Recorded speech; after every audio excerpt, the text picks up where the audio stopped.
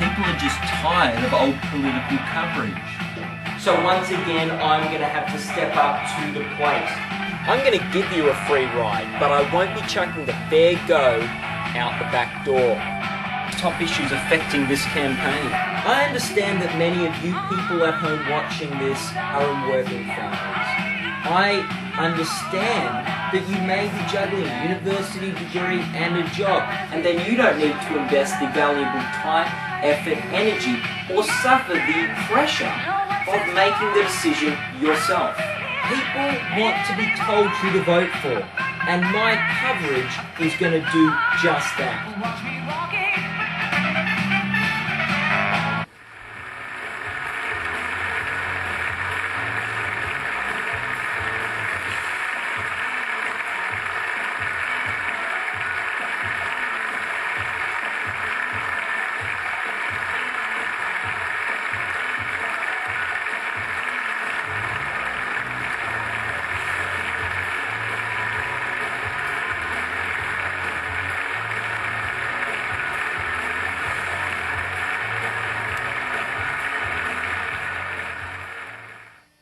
G'day, and welcome to the Noble Truth election coverage.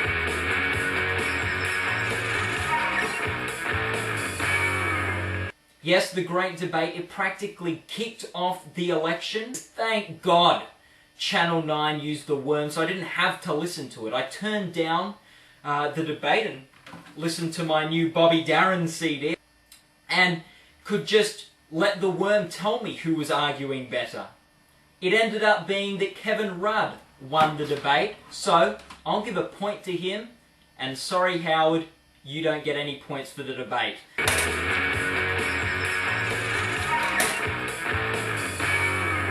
Now Kevin Rudd, you failed to meet John Howard's tax cuts for the rich.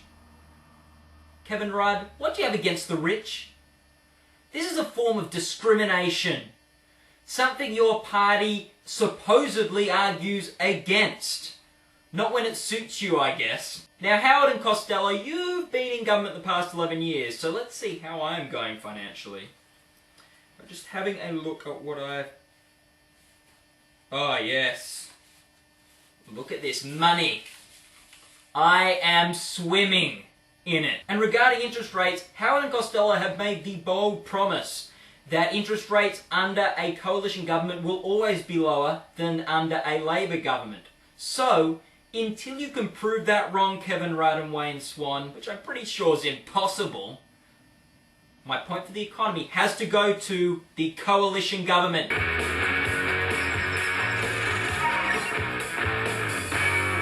Buy all those shares, buy as many as you can, they're a good price. The market looks... yeah, okay. Thanks, bye.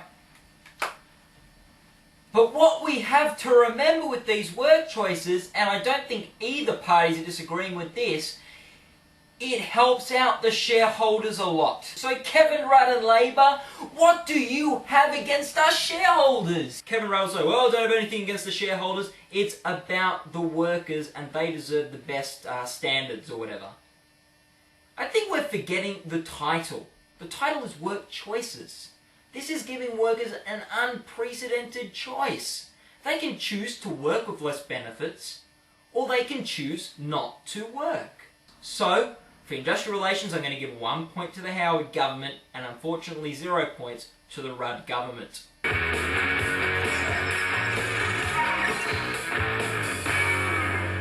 It's no secret that we have a healthcare system that is in crisis. I was shocked to learn the other day that if I go to a hospital, I am not guaranteed the same results as any patient of Dr. Gregory House. So this is a very important issue facing this federal election. The Howard government hasn't really promised much with healthcare. They pretty much blame the states for everything. On the other hand, we have the Rudd government who says if the states can't fix the problem, he's going to take the reins of the healthcare system and the buck will stop with him. In theory, that sounds pretty good. But I know if myself or a loved one is mistreated, I like to blame as many people as possible. Kevin Rudd, you are limiting the amount of people I can blame. I want to blame the nurses. I want to blame the doctors. I want to blame the state government and the federal government. You're limiting the people I can blame to just you. So unfortunately, Rudd, I cannot give you a point here either.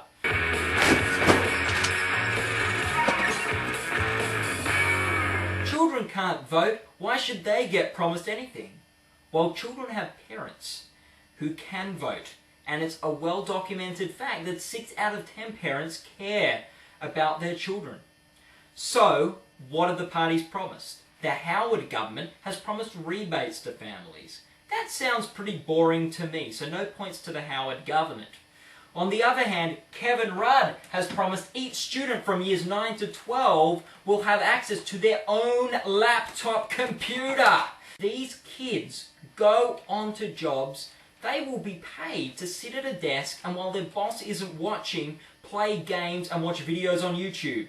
So it is very important they learn these valuable skills while they are at school.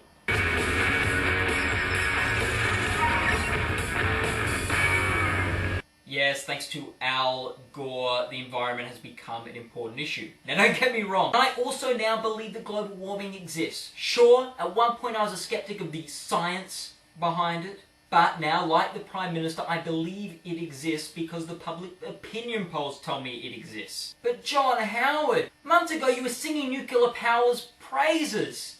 You haven't mentioned it the whole campaign. Now I don't know where you stand on nuclear power. So, until you announce that if you're elected you are going to establish nuclear power in Australia, I have no choice but to give you 0 points. But Kevin Rudd, on the other hand, has all these hippie solutions like earth, fire, wind, water, solar. Kevin Rudd, you're going to be elected into government. You're not going to be elected into Captain Planet's Planeteer team. So, until you come up with some solutions that don't require as much effort or time as renewable energy, I have to give you also 0 points for the environment.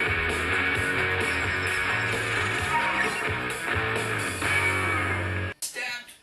I'm dying! No, I haven't really.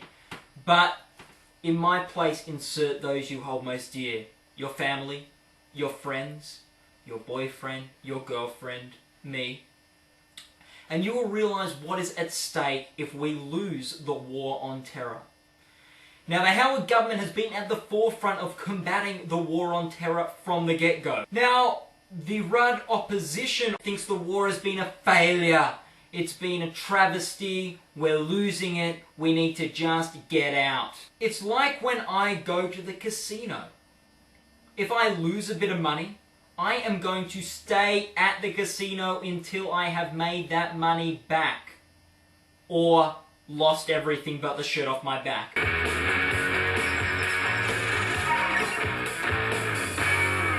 The most important issue affecting this election are Australian family values.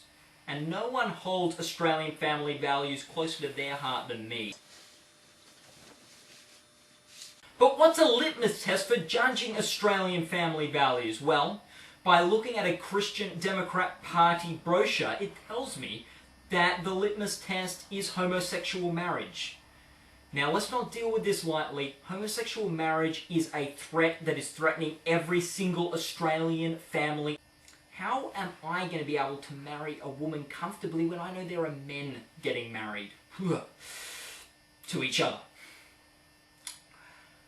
Now, lucky, we live in a country where both major parties oppose homosexual marriage. So, a point to Rudd and a point to Howard. Now let's have a look at the final scoreboard. We have John Howard on 4 points and Kevin Rudd on 3.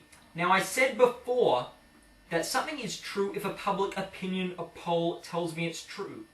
And Kevin Rudd is winning all the public opinion polls. Such a likeable guy. And his name rhymes with the year in which the election is being held. Actually, all this is too compelling. Look, screw the scoring and the important issues. Vote Kevin Rudd on Saturday because Noble tells you to vote for Kevin Rudd or your Labour representative on Saturday. And that is my exclusive, unprecedented, unbiased 2007 federal election coverage. Thanks for listening.